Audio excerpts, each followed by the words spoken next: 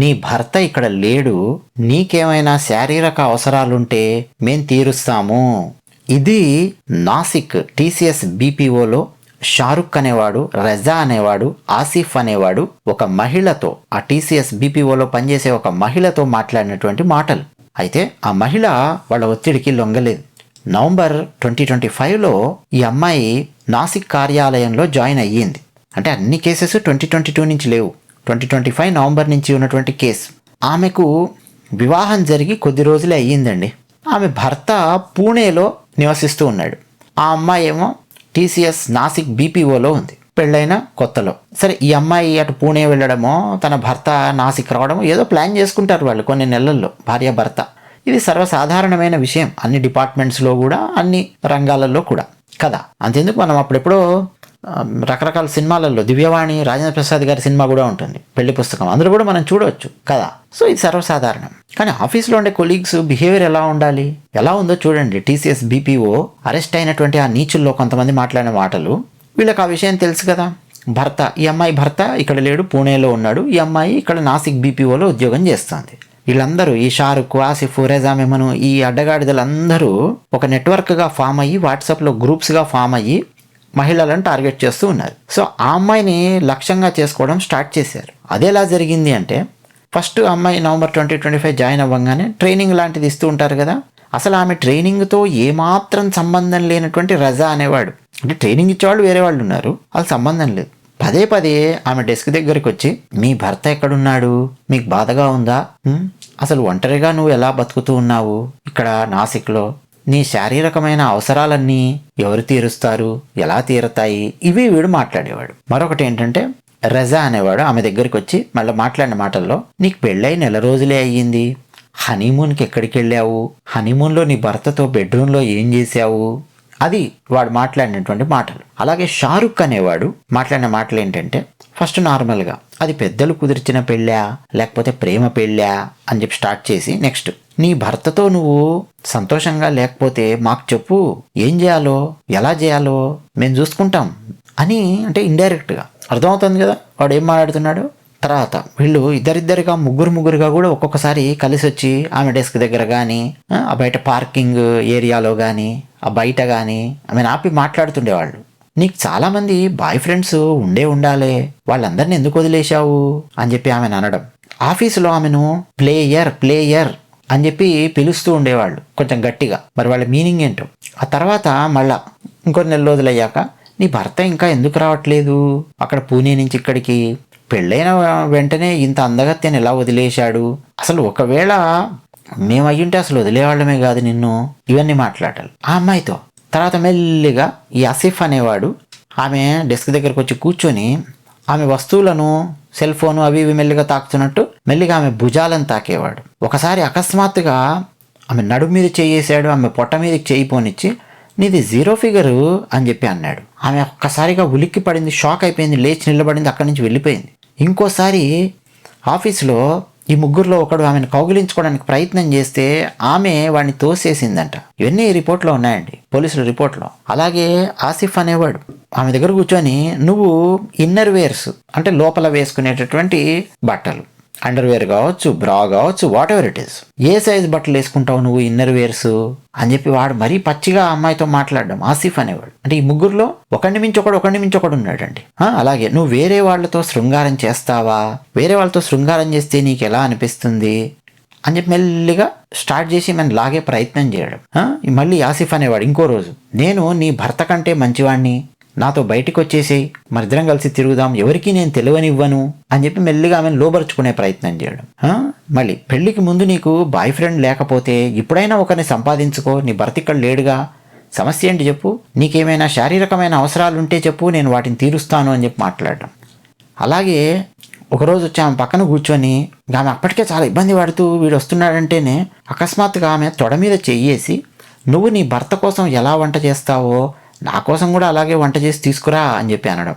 దీపావళి రోజున వాడు అంటే ఆమె జాయిన్ అయ్యి అదే టైం అండి, ఆ దీపావళి టైము, నేను చీరలో చూడాలనుకుంటున్నాను, నువ్వు చీర కట్టుకొని రావాలి అని చెప్పి పట్టుబట్టాడు. వీళ్ళందరూ కొంత లీడర్షిప్ స్థాయిలో ఉన్న వాళ్ళు ఉంటారు కదా, కొంచెం గట్టిగా మాట్లాడడం ఇది చేసే వరకు అమ్మాయిలు కూడా ఇట్లాంటి విషయాల్లో భయపడతారు. ఫస్ట్ చెప్పిన విషయాల్లో కదా, ఇప్పుడు చెప్పే విషయంలో చీర కట్టుకురా అని చెప్పి గట్టిగా మాట్లాడాడు. ఒకరోజు అంటే వీడు అడిగాడని కాదు, ఒకరోజు మేబీ డిసెంబర్లోనో జనవరిలోనో పొంగల్ టైమో వీడోనో శారీ కట్టుకొని వచ్చింది ఆ అమ్మాయి ఆఫీస్కి.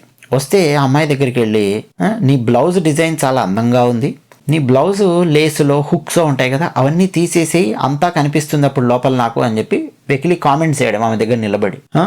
ఇంకొక రోజు వచ్చి, నువ్వు హిజబ్ ధరించడం మొదలెట్టు, హిందూ అమ్మాయిలు హిజబ్ ధరించరు, అందుకే హిందూ అమ్మాయిలు ఎక్కువగా అఘాయిత్యాలకు గురవుతూ ఉన్నారు అని చెప్పి మాట్లాడాడు. ప్రతిరోజు వాడు ఆమె దగ్గరికి వెళ్ళడము, నువ్వు ఈరోజు ఏ సైజు నారింజ పండ్లు తెచ్చావు అని చెప్పి మాట్లాడడం. ఆమెకు ఫోన్ దగ్గర అంటే మామూలుగా ఆఫీస్ ఫోన్స్ లోపల నార్మల్ ఫోన్స్ ఉండవు కదండి, కొంచెము డిఫరెంట్ ఫోన్స్ ఉంటాయి. ఆ డయల్ నేర్పించడానికి ఏదో మీటింగ్ రూమ్లోనో డయల్ చేయడము నేర్పించడానికి వచ్చినట్టు వస్తూ మెల్లిగా వచ్చి ఆమెను తాకే ప్రయత్నం చేయడం. ఒకరోజు అకస్మాత్తుగా తన చెంపను ఆమె చెంప కానించి మాట్లాడడానికి ప్రయత్నం చేశాడు. ఆమె చాలా సీరియస్గా అభ్యంతరం చెప్పింది. వెంటనే వాడు, ఇంకా ఇంతకు మించి ముందుకెళ్ళడం నీకు ఇష్టం లేదా, నేను నీకు నేర్పిస్తున్నది నచ్చడం లేదా, వేరే టైప్లో నేర్పించాలా అని చెప్పి మాట్లాడడం. యాసిఫ్ గాడు, నువ్వు చాలా అందంగా ఉన్నావు అని చెప్పి నీ భర్త నిన్ను పెళ్లి చేసుకున్నాడు, ఇప్పుడు నీలో ఆ అందం ఏముందో నేను కూడా చూస్తాను అని చెప్పి మెల్లిగా దగ్గరయ్యే ప్రయత్నం చేయడం. ఇదంతా అండి కంప్లైంట్ ఇచ్చినటువంటి ఆ 8 మంది అమ్మాయిలలో ఒక అమ్మాయి ఇచ్చినటువంటి వాంగ్మూలం.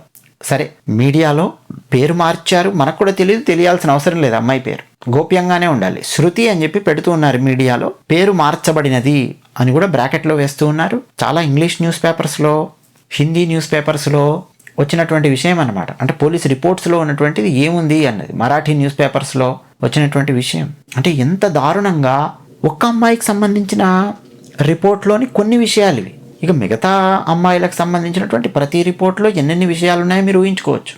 దీనికి తోడు మలేషియా నుంచి ఒక నెట్వర్క్ పనిచేస్తూ ఆ నెట్వర్క్ వీళ్ళతో కాంటాక్ట్లో ఉంది అన్నటువంటి వార్తలు కూడా బయటకు వస్తున్నాయి. మలేషియాలో ఒక నీచుడు ఉన్నాడు, తెలిసే ఉంటుంది మీకు, పరమ నీచుడు వాడు. ఇతర మతాల మీద విషం చిమ్మడము, వాళ్ళ మతం లోపలికి ఎక్కువ మందిని తీసుకెళ్లే ప్రయత్నం చేయడం. భారతదేశంలో ఉండే రకరకాల తీవ్రవాద నెట్వర్క్లు, ఆ మధ్య విజయవాడలో కూడా 4 తీవ్రవాదులను అరెస్ట్ చేశారు కదా, వాళ్ళ నెత్తి మీద ఒక లేడీ ఉంది, గుర్తుండే ఉంటుంది మీకు. ఆమె కంటిన్యూస్గా మలేషియాలో ఉన్నటువంటి ఆ నీచుడి వీడియోస్ను వీళ్ళందరికీ చూపించేది. ఏది విజయవాడలో అరెస్ట్ అయినటువంటి ఆ 4 అది కూడా మనకు మీడియాలో బయటికి వచ్చింది. ఒసామా బిన్ లాడెన్ వీడియోలు, ఆ పాత వీడియోలు అవన్నీ చూపించి ఎట్లా పూర్తిగా ముస్లిం మతం లోపలికి మార్చేయాలి భారతదేశాన్ని అన్నటువంటి ఆ కుట్రతో పనిచేస్తూ ఉన్నారు వీళ్ళందరూ కూడా. గజ్వా ఏ హింద్ అని చెప్పి మాట్లాడతారు దాన్ని. దురంధర్ సినిమాలో కూడా మీరు చూడొచ్చు, క్లైమాక్స్ అనకూడదేమో, ఈ సంఘటన జరిగినాక ఇంకా 40 నిమిషాలు ఉంటుంది సినిమా. మేజర్ ఇక్బాల్ గారిని పైకి పంపించేటప్పుడు ఏం చేస్తాడో హంజా మనకు తెలుసు. వాడు మేజర్ ఇక్బాల్ గారు అరుస్తూ ఉంటాడు. మీరు చాలా జాగ్రత్తగా వినండి ఆ డైలాగ్స్, ఉర్దూలో, తెలుగులో కాదు. మీరు ఉర్దూలో వింటే మీకు ఆ కిక్ ఉంటుంది, హిందీలో వినండి, ఉర్దూలో ఉంటాయి డైలాగ్స్. మేము ఈ గజ్వా ఏ హింద్ చేస్తాము అని చెప్పి మాట్లాడతాడు వాడు. అంటే వాళ్ళ లక్ష్యం అన్నమాట, వాళ్ళ మక్సద్ అది, అర్థమవుతుంది కదా. సో దానికి ఇప్పుడు ఏం చేస్తున్నారంటే వాళ్ళ కన్ను భారతదేశంలో ఉండే పెద్ద పెద్ద కార్పొరేట్ సంస్థల మీద పడిందా అన్నటువంటి సందేహాలు వస్తున్నాయి. చాలామంది ఏంటంటే టీసీఎస్ను కంప్లీట్గా తిడుతూ ఒక డైరెక్షన్ తీసుకుంటున్నారు. నో, టీసీఎస్ను మనం ఎంతవరకు విమర్శించాలి అంటే, ఎందుకు 4 ఏళ్ల పాటు వాళ్ళు కనిపెట్టలేకపోయారు, ఎందుకు హెచ్ఆర్ దాకా వెళ్ళినా సరే, ఆ హెచ్ఆర్ కూడా కిలాడీ లేడీ ఉంది, నిదా ఖాన్ అనే ఆమె, బట్ ఆమె మీద ఉన్నటువంటి అశ్విని అనేట ఆమె, ఆ పాష్ కమిటీ హెడ్, ఆమె ఎందుకు పట్టించుకోలేకపోయింది, అసలు ఏం చేస్తున్నారా మీరు అన్నటువంటి ప్రశ్న. అంతవరకు మనం చాలా స్ట్రాంగ్ విమర్శ చెయ్యాల్సిందే టీసీఎస్ని. కానీ అంతకు మించి మనం వెళ్ళకూడదు. ఎందుకు అనంటే, ఒక టీసీఎస్ఏ కాదండి, భారతదేశంలోని వివిధ పెద్ద పెద్ద సంస్థలు, అది ఐటీ రంగ సంస్థలు కావచ్చు, మ్యానుఫ్యాక్చరింగ్ సంస్థలు కావచ్చు, బ్యాంకింగ్ సంస్థలు కావచ్చు, నెక్స్ట్ బడ్డింగ్ ఆర్టిఫిషియల్ ఇంటెలిజెన్స్కి సంబంధించిన సంస్థలు కావచ్చు, రకరకాల సంస్థలు ఉంటాయి. వాటన్నింటి మీద టార్గెట్ ఉంటుంది వీళ్ళది, రకరకాల రూపాలలో టార్గెట్ ఉంటుంది. టీసీఎస్ మీద ఎందుకు టార్గెట్ ఉండే ఛాన్స్ ఉంది అని నేను అనుకుంటున్నానంటే, TCS is one of the biggest company in India. చిన్న చెత్తక కంపెనీ కాదు, not only in India, throughout the world. 78 దేశాల్లో ఉంది టీసీఎస్కి సంబంధించినటువంటి వర్క్, చాలా పెద్దది. 5,80,000 మంది ఎంత పనిచేస్తున్నారు. ఐబిఎంని కూడా క్రాస్ చేసి వెళ్ళింది టీసీఎస్ అన్నటువంటిది కూడా నేను వార్తల్లో చూశాను కొన్ని సంవత్సరాల క్రితం. అంటే అంతమంది ఎంప్లాయీస్ ఉన్నారు దాంట్లో, అంతమందికి జీవనోపాధి కల్పించినటువంటి సంస్థ.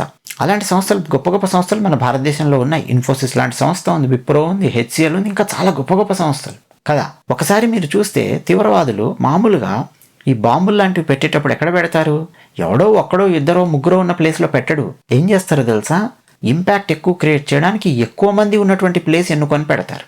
ఉదాహరణకు లుమినీ పార్క్, గోకుల్ చాట్, ఎప్పుడు ఫుల్ గోకుల్ చాట్ మూగి ఉండేవాళ్ళు. అసలు ఆయన చాలా సందర్భాల్లో డబ్బులు కూడా తీసుకునేవాడు కాదు. ఇంకా మా చిన్నప్పుడు మేము చూసింది. తర్వాత కనీసం టికెట్ సిస్టమ్ పెట్టి టికెట్ ఇచ్చాక ఆ గోకుల్ చాట్లో చాటో, మిరపకాయ బజ్జీలు ఇవన్నీ ఇచ్చేవాళ్ళు. బట్ గుంపులుగా ఉంటారు. సో ఎక్కడైతే ఎక్కువ మంద ఉంటుందో, గుంపు ఉంటుందో అక్కడ బాంబు పెడితే చాలామంది లేచిపోతారు, దాని ఇంపాక్ట్ ఎక్కువగా ఉంటుంది అని చెప్పి తీవ్రవాదులు ప్లాన్ చేసేవాళ్ళు. రైల్వే స్టేషన్స్లో కదా, ఫ్లైట్లలో పెట్టడము, ఇవన్నీ. ఎందుకో చెప్తున్న ఎగ్జాంపుల్ అంటే సేమ్ టీసీఎస్ కూడా. టీసీఎస్ ఏంటంటే ఎంప్లాయీస్, పెద్ద నెట్వర్క్ కదండి టీసీఎస్ కంపెనీ. చాలా మంది క్లయింట్స్ ఉంటారు, వందల మంది క్లయింట్స్ ఉంటారు. భారతదేశం యొక్క గొప్పతనాన్ని పైకి తీసుకెళ్లే విధంగా ఉంటాయి ఈ సంస్థలు. ఇప్పుడు ఒక అమెరికా పేరు చెప్పగానే ఒక యాపిల్, ఒక గూగుల్, ఒక ఫేస్బుక్, ఒక మైక్రోసాఫ్ట్ ఎలాగైతే వినిపిస్తుందో, మన భారతదేశం చెప్పగానే ఒక సర్వీస్ బేస్డ్ కంపెనీస్, ఒక టీసీఎస్ కానీ, ఒక ఇన్ఫోసిస్ కానీ, ఒక విప్రో కానీ, ఒక హెచ్సిఎల్ కానీ, ఇలాంటి గొప్ప గొప్ప సంస్థల పేర్లు మనకు వినిపిస్తాయి. సో పైగా ఇలాంటి పెద్ద పెద్ద సంస్థలలో ఎక్కువ మంది పనిచేస్తుంటారు. సో ఇలా ఎక్కువ మంది పనిచేసే సంస్థలలో కనుక దూరి ఎక్కువ మందిని మనం ప్రభావితం చేయగలిగితే, ఎక్కువ మందిని మనం నాశనం చేయగలిగితే, అటు సంస్థ పేరు ప్రఖ్యాతులు నాశనం అవుతాయి, తద్వారా అంతర్జాతీయంగా భారతదేశపు పేరు ప్రఖ్యాతులు నాశనం అవుతాయి, సంస్థ యొక్క షేర్స్ పతనం అవుతాయి, సంస్థలకు క్లయింట్లు ఎవరు రారు. ఇట్లా రకరకాల కుట్రలు, నెట్వర్క్స్ ఉంటాయండి ఈ తీవ్రవాదులకు సంబంధించినవి. సింగిల్ డైరెక్షన్లో ఆలోచించకూడదు. ఎప్పుడు సింగిల్ డైరెక్షన్లో ఆలోచిస్తే టీసీఎస్ని లెఫ్ట్ అండ్ రైట్ ఏకి పారేసి కేల్కతం దుకాన్ బంద్ అని చేతులు దులిపేసుకుని వెళ్ళిపోవచ్చు మనం. కానీ అది కాదు, మల్టీ డైమెన్షనల్ అనాలిసిస్ అనేది చాలా అవసరం అనమాట. అలాగే మనమేం టీసీఎస్ని ఈ కాంటెక్స్లో సమర్థించాల్సినటువంటి అవసరం కూడా లేదు. ఏం బిక్తున్నారా మీరు? 4 ఏళ్ల నుంచి అమ్మాయిలు అక్కడ ఇబ్బంది పడుతూ ఉంటే పాష్ కమిటీ అనేది సవ్యంగా పనిచేయట్లేదా? ఐసీసీ సవ్యంగా పనిచేయట్లేదా? ఆడిట్స్ సరిగ్గా జరగట్లేదా? ఈ హరాస్మెంట్కి సంబంధించి కెమెరాలు లేవా మీ దగ్గర? కెమెరాలలో అబ్జర్వ్ చేయట్లేదా? ఎవరైనా అమ్మాయిలు ఒక హెచ్ఆర్కి కంప్లైంట్ కానీ మెయిల్ కానీ వెళ్తే ఆ మెయిల్కు సమాధానం రాకపోతే నెక్స్ట్ ఏం చేయాలి? అమ్మాయిలు కొత్తగా జాయిన్ అయ్యేటటువంటి ఎంప్లాయీస్ ఎట్లా ఉండాలి? వాళ్ళకి ఏమైనా సమస్య వస్తే ఏం చేయాలనేది బలంగా వాళ్ళకి అర్థం చేయించగలుగుతున్నారా లేదా? ఇవన్నీ చూసుకోవాల్సిన బాధ్యత కంపెనీ మీద ఉంది. డెఫినెట్గా దానికి కంపెనీని మనం బాధ్యులను చేయాల్సిందే, క్వశ్చన్ చేయాల్సిందే. బట్ దాన్ని మించి వెళ్ళకూడదు, ఎందుకంటే కుట్రలు చాలా చాలా పెద్దగా ఉంటాయి అన్న విషయం అర్థం చేసుకునే ప్రయత్నం చేయండి. అర్థమవుతుందా? అందుకే నేనేమి టీసీఎస్కు సంబంధించి మీమ్స్ కానీ, ట్రోల్స్ కానీ నేనేం పోస్ట్ చేయలేదు. మీరు చూస్తే మా కమ్యూనిటీ ట్యాబ్స్లో కానీ ఎక్కడ కూడా 1 నిమిషం పట్టదు పోస్ట్ చేయడానికి మనకు, కానీ అనవసరం. అదే విషయం. ధన్యవాదాలు.